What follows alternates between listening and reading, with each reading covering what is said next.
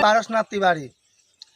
आज चर्चा करने का ये विषय है कि हमारे भारत देश में अभी राजस्थान और उत्तराखंड ये दोनों परेशान है। पशु में एक बीमारी फैली है LSD, जिसको कि इंग्लिश में लंपी स्किन डिजीज बोला जाता है और हिंदी में बोला जाता है गांठदार त्वचा रोग।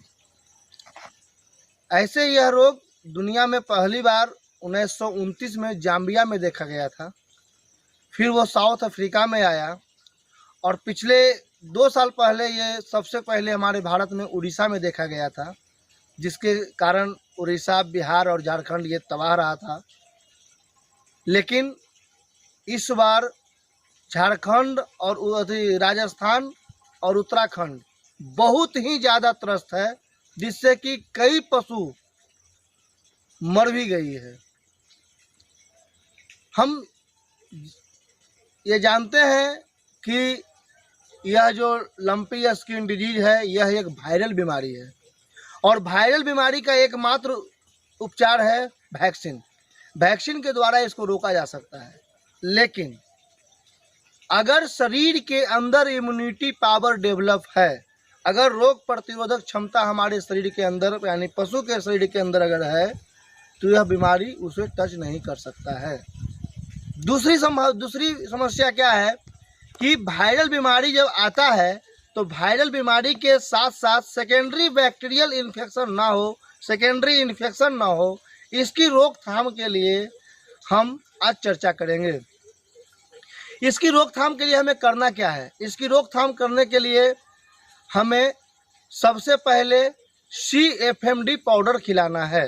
CFMD जिसमें कि भैनकेरी, डिकामली, कपूर, प्यासविनी, हरिद्रा, नीमपत्र, अलम और गोदंती भस्म है, जो शरीर के अंदर इम्यूनिटी को डेवलप करता है। ये आयुर्वेदिक दवा है और आप जानते हैं कि वायरल बीमारी में आयुर्वेद से ही शरीर के अंदर इम्यूनिटी को डेवलप किया जा सकता है।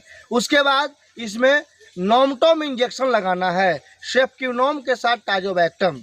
उसके बाद इसमें आइसोफ्लुपिरिडोन के साथ सेरेसोपेप्टिडेज का बोलस खिलाना है, टिकोला बोलस, जिससे सूजन ना हो और दर्द ना हो, प्रोटीन को टूटने में शरीर को मदद मिले।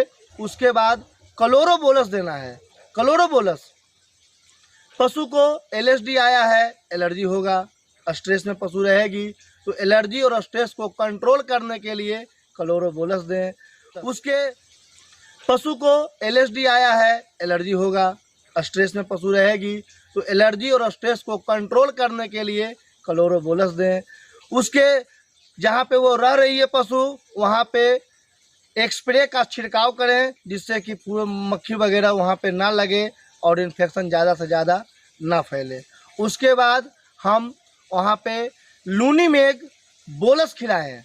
लूनीमेग इंजेक्शन भी आप दे सकते हैं, जिसमें कि फ्लुक्सिनमेग्लुमाइन, पिटोफेनॉन, फेनपीवर्नियम ब्रोमाइड और पैरासीटामोल दिया गया है। चूँकि इसमें पशु को 103 से 105 फीवर भी रह सकता है।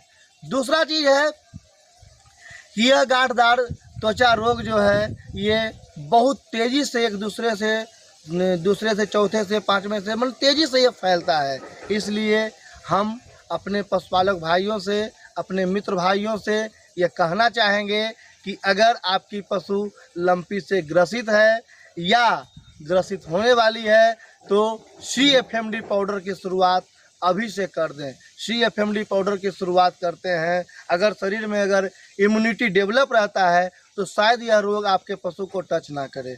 अगर पशु को लंपी स्किन डिजीज हो गया है तो CFMD पाउडर चलाएं, लूनीमेग बोलस चलाएं, क्लोरोबोलस चलाएं, नॉमटोम इंजेक्शन लगाएं, टिकोला बोलस खिलाएं, टिकोला इंजेक्शन लगाएं, मोफोलॉक्स बोलस खिला सकते हैं ओरल रूप से, और एक्सप्रे का छिड़काव करें। इसलिए हमारे भाई बंधुओं, ये पशु में आई हुई समस्या को हम सबको साथ मिल करके इस समस्या को दूर भगाना है। जिस तरह हम लोगों ने कोरोना वायरस को भगाया, उस तरह हमारे पशु पे जिसका दूध खा के हमारा परिवार स्वस्थ रहता है, आपका परिवार स्वस्थ रहता है, और उस दूध को अगर बचाना है तो पशु को बचाना होगा, और अगर पशु बचेगी तो बहुत बड़ा आशीर्वाद मिलेगा। इसलिए मेरे बंधु, मेरे भाई, जब भी आपको एलएस लंपी स्किन डिजीज, गांठदार त्वचा रोग मिलता है, उसमें 103 से 105 फीवर रहेगा,